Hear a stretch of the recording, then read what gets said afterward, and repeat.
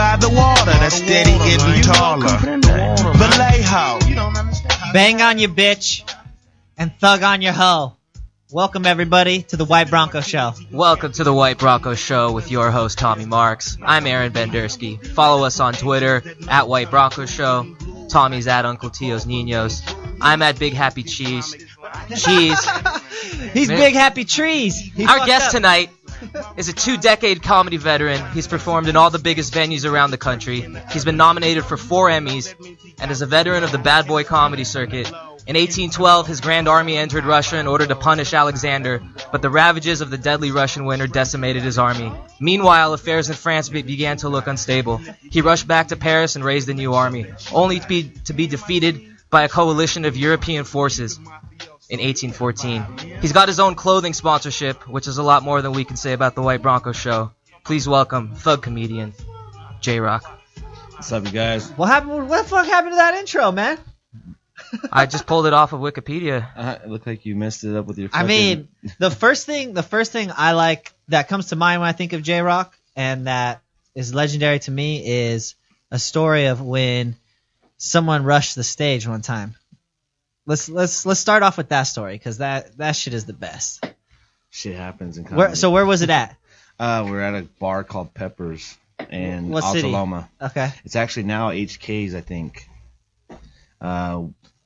Just there doing comedy, and someone was picking on a guy and the girl that he was with, and so I went up and I said, just come back in, I didn't say nothing about you and your girl. Turns out the girl was actually his sister, and pretty much the comic before me just kind of already pissed the guy off, and so I said, no, come back in, we won't talk shit about you and your girl no more, come on, sit down. And he was so drunk he rushed the stage, so when he rushed the stage, I reached out and I grabbed him by the throat. But me, I'm a real comedian. The show had to go on, so I just held him by the throat until the bouncers got there, and I kept telling jokes. Now, what kind of defense was he putting up while you had him locked up in a show? He couldn't do shit. He was drunk. He was straight stiff arm. He was drunk. I had him straight out. I had him choking and. You're fucking blowing kisses to his sister. Yeah, I should have been. Jokes. She was kind of cute. Now, how did the crowd not turn on you at that point?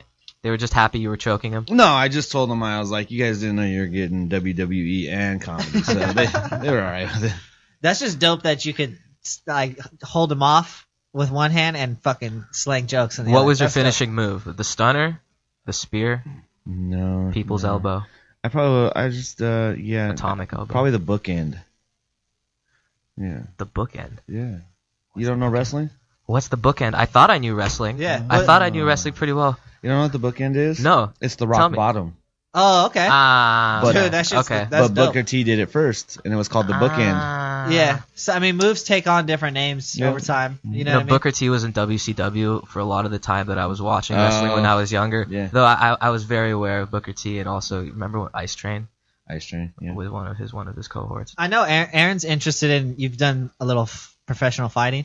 Amateur. Amateur. Not Amateur professional fighting. Yeah. You fought in Vegas, right? I did fight in Vegas. What the fuck, man? I did.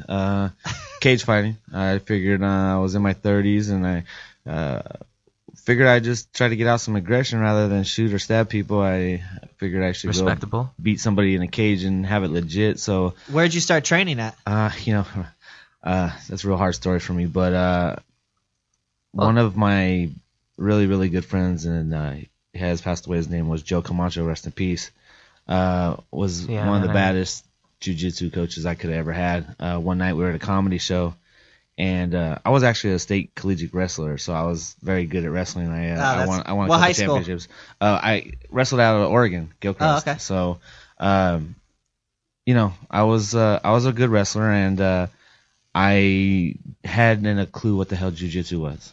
And Joe was a really good friend of mine. He came to a lot of comedy shows. What show did you guys meet at? Where was it at? Casa Latina. And Rosemead, one of the most hood shows ever. And he told me 2:00 at night, dude, hey, what are you doing right now? You wrestle? I'm like, yeah. He goes, you ever jiu-jitsu? I'm like, yeah, I'm not that kind of guy, Like, I didn't know what the hell jiu-jitsu was. And so... Not man. I kickboxed, I kickboxed before, so I had kickboxed for a long time.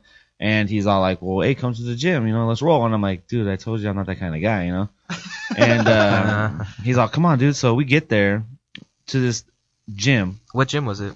if you remember. I think now it's called New Breed Academy. It might have been back then. It's in Whittier area, and it looked like an old abandoned ass warehouse. So we walk in there, and there's this like 6'6" big buff ass white dude in there. At 2:00 in the morning? Yeah, because I guess they do this all the time.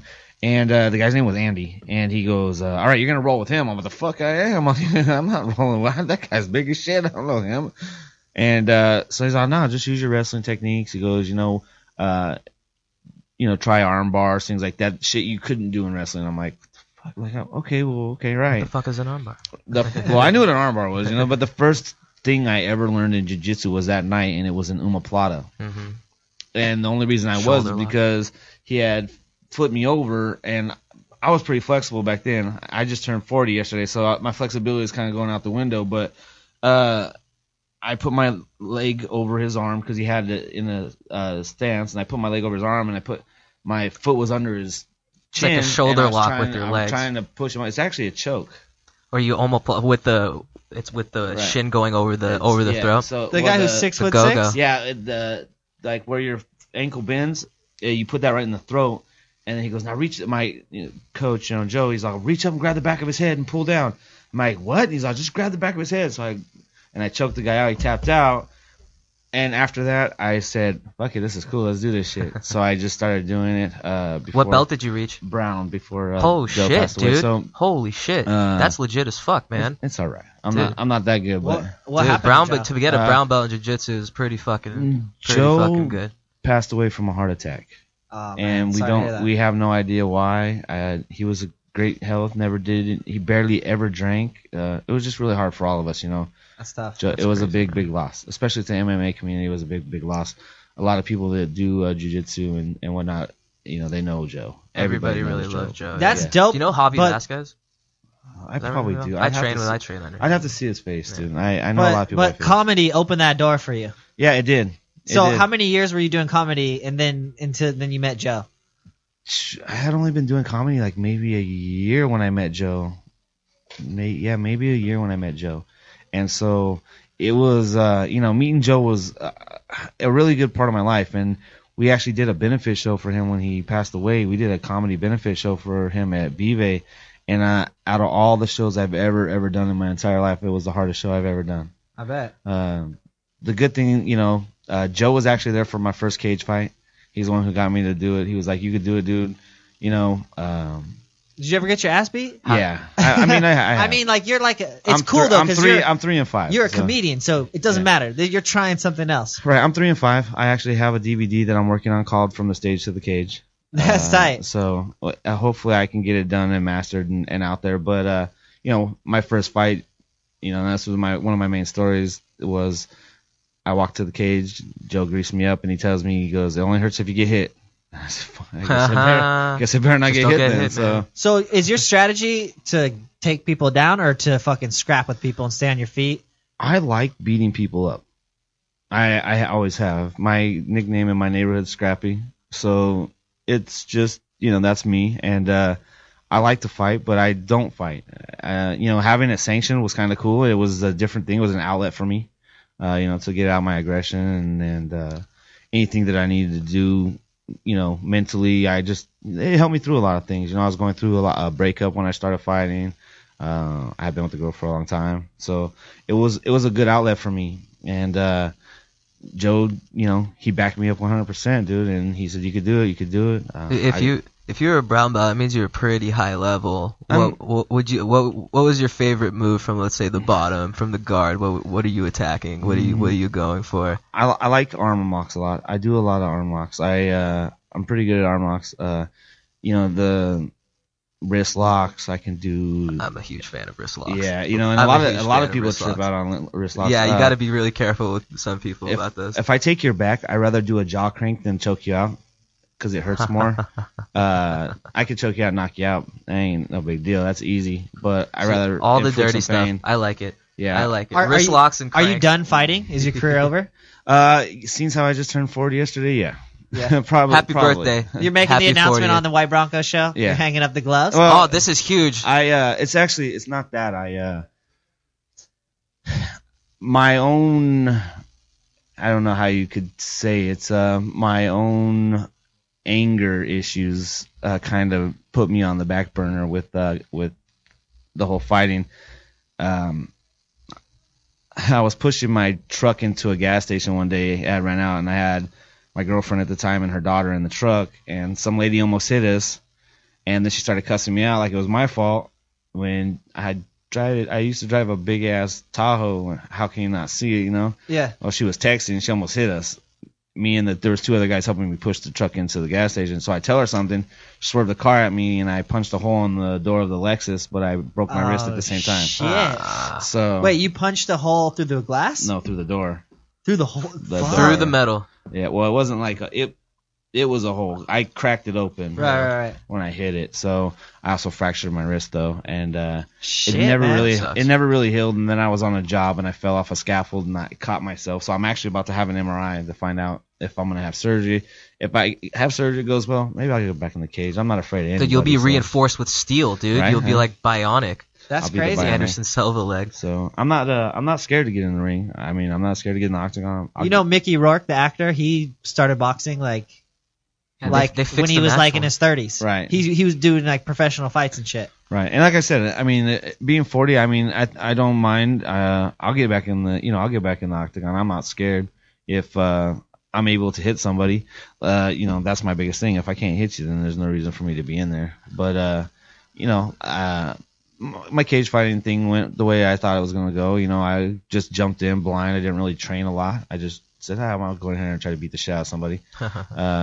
I had never been hit in the face. I got hit in the face one time, and I picked the guy up and slammed him and knocked him out. So that was kind of cool. What do you think of the John Jones situation? Yeah, it is what it is, dude. Have you seen the video of the cops going through his stuff? No. That just came out? No. They're going through it. They're like, man, this guy's got a lot of condoms in his car. And they found his pipe and some of his cash.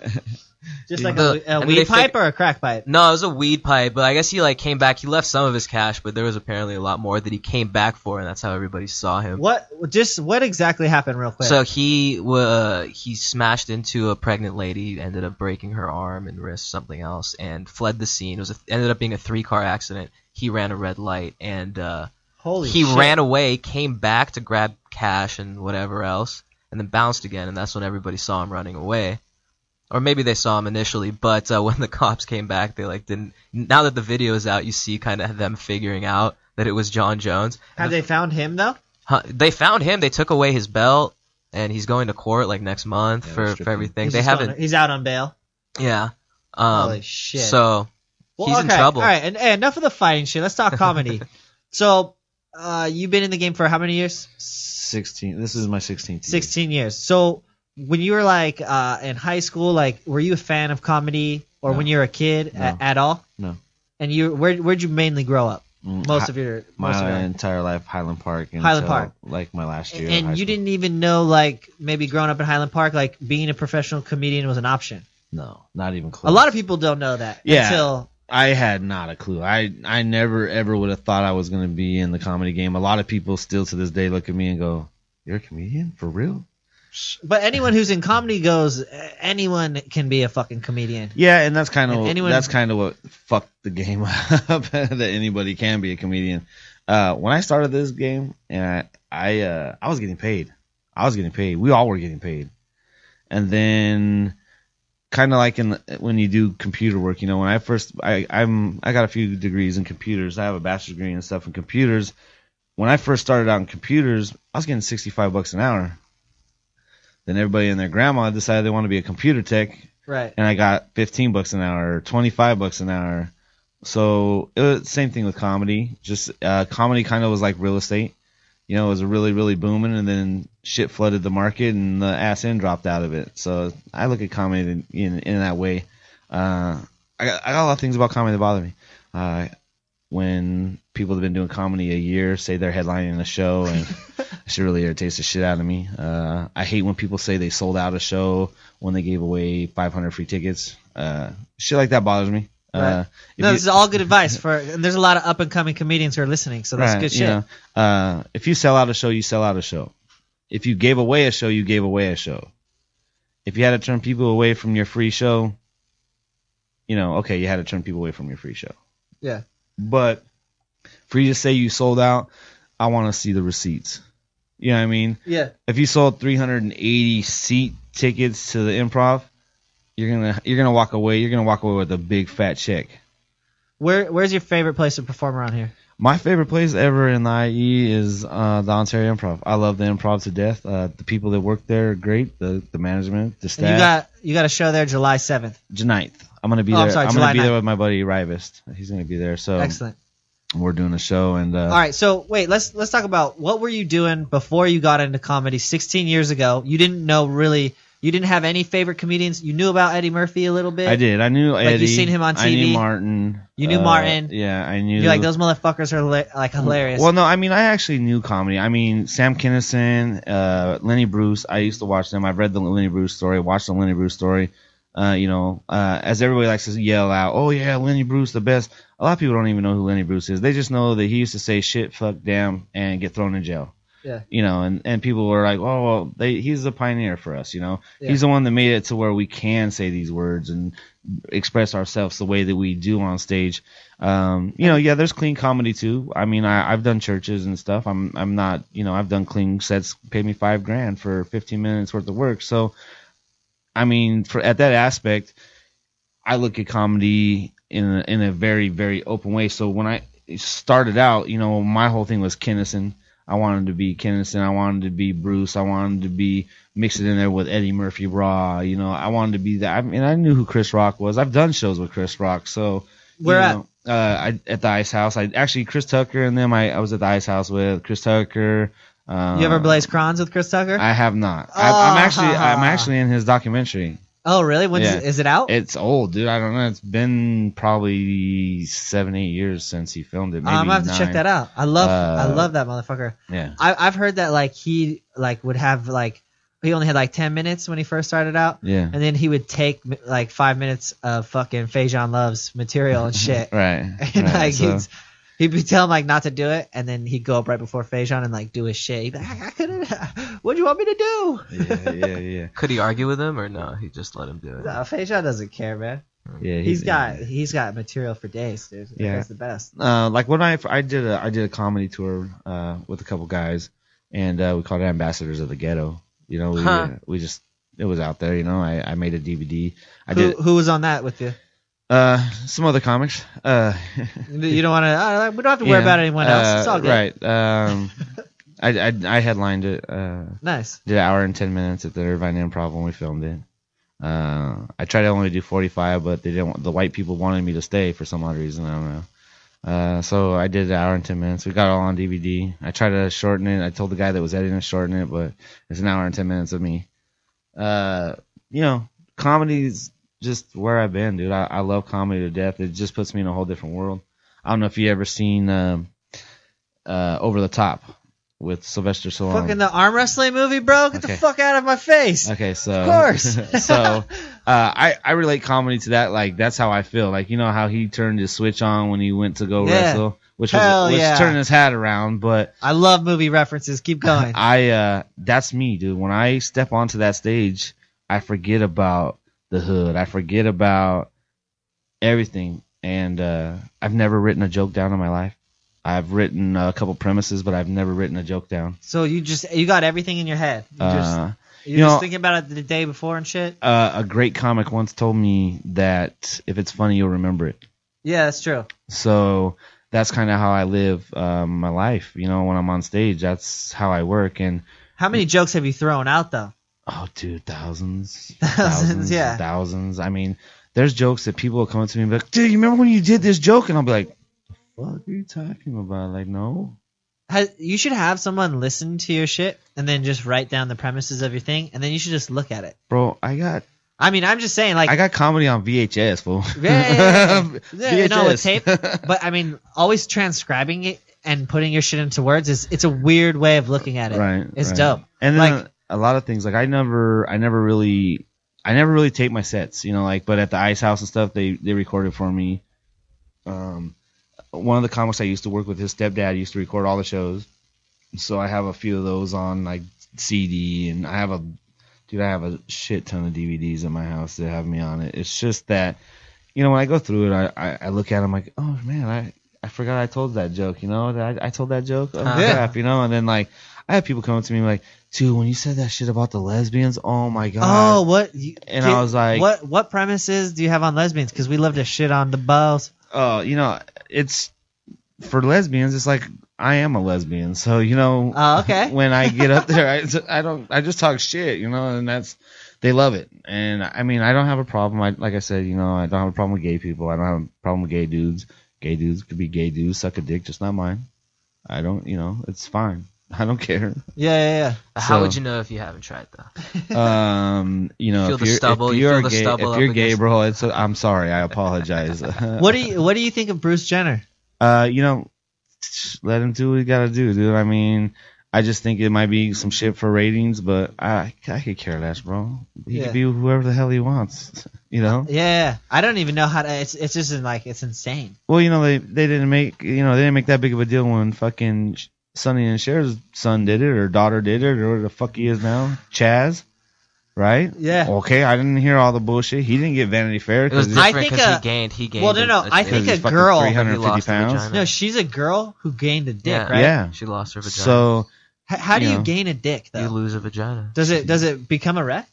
I have no idea. I think it's on that motor that old dudes use when they can't get it up anymore, and even Viagra doesn't work. You know, we were talking about writing earlier, and it made me remember something. I remember when I was like 16 years old, and I was writing a Rolling Stone article.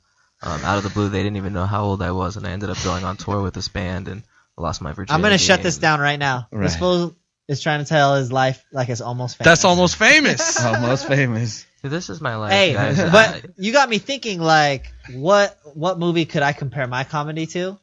You know, yours is that's a great movie reference. The only thing I can really compare mine to is like, not an actual movie, but maybe like Pee Wee Herman in a dark movie theater. The Playhouse? No, Yeah, that's and Pee Wee Herman's coming out with a new movie. yeah, I saw that. I saw just that. really But you know, funny. it's funny. After you see him in Buffy the Vampire Slayer, you totally fucking trip out because you're like, wow, that's fucking Pee Wee Herman. Really? He plays a fucking vampire in Buffy the Vampire Slayer, the movie. In all your time here doing comedy in LA, have people ever tried to persuade you to do improv classes, or have you ever done any? No, but I have been asked to do them, and I just won't. I don't need anybody to teach me something that I know how to do. Have you been to any improv shows? No. I love how so many stand-ups like don't even like give it the time of day. But I always just say don't do it, but go and see a show like a professional. Well, I watched that professional show with Drew Carey, that improv show. Oh, yeah. I like that. It's kind of That cool. shit's funny. I can't remember what it's called, Yeah. but they had Richard Simmons on one. And that shit fucking was hilarious. I don't know if you ever seen that Yo, shit. I Google- love Richard Simmons. Google Hey, that shit. We need to get Richard Simmons on this fucking That'd show. be fucking cool. Yeah, I'll come back. I'm actually gonna go work out with him in Hollywood. He does it Saturday mornings. Oh God. So yeah, no, I'm gonna try to slip in, get him on this show, and get him You're in gonna the try fucking to Hall of slip it Fame. in on Richard Simmons? We got one person on the Hall of Fame. Well, it's gonna be two after we induct Richard, but it's him and Robert Durst. Okay. Yeah, so it's growing. You know, only a selected few, mostly dead people. But Richard Simmons looks fucked up these days, man. Yeah. He's old. Dude, you got to Google the episode of that show with him on it. It was him, Wayne Brady. I don't remember the other two dudes, but dude, that show is so funny. I tell people I'm a cross between Arnold Schwarzenegger and Richard Simmons. And that's just love from two different healthy angles. You know what I'm saying? Okay. If you say so, bro. I mean, whatever you feel your self-worth is, I'm not going to argue with you. But yeah, I mean, fuck. The next time I see you, I'm gonna have a movie that I could compare like my comedy to. Yeah. You know what I mean? Because I like that. Yours is this shit. And maybe I would say fucking all I can compare mine to right now is Mighty Ducks 2, man. Because I try to keep that shit patriotic as fuck. What movie reference do you compare your life to? Ooh, shit. Saw fucking 1 through 5. Saw. No, that's my sex life. My bad. What do I compare my movie, my life to? Shit. I don't know, man. I don't know because every path is so fucking different, you know. And like every comedian who comes in here, I love talking about their fucking road. Like, how'd you start off? You weren't a real fan of comedy. You knew Eddie Murphy. You knew Martin. This is 16 years ago. How'd I start? I started. You said off a friend told you to come check out a show. a very, very well-known comic. I won't say his name, but he's the voice of Sheen on Jimmy Neutron. And this fool, you had never been to a live comedy show. I had never been to a live comedy show. Okay. And he was like, oh no, I'm lying. I had been to a few, but I didn't really. I was just there to drink. I never really paid attention to the comedy. Didn't, whatever. I just hung out with my boy and stuff. And then one night he was all, dude, go to Pasadena, go to Old Town Pasadena, go to the show.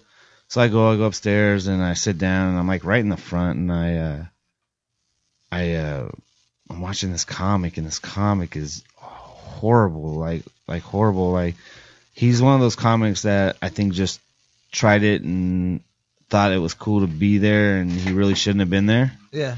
And that's me, by the way. It's probably me. No, it wasn't you. This was well before you. Right. So, and I just went up to my friend after and I was like, dude, I could do this shit. And he's like, are you sure? And I'm like, yeah, I could do it. I can do this. He's like, what? He's like, you have jokes? I'm like, no. He's all like, are you sure? And I'm like, yeah, dude. He's like, all right, be here at this time. You got 3 minutes. That's the standard for comics when they start out. First time on stage, I ended up doing 10 minutes. That's what's up. Just did it, So you stretched it out. You didn't run the light.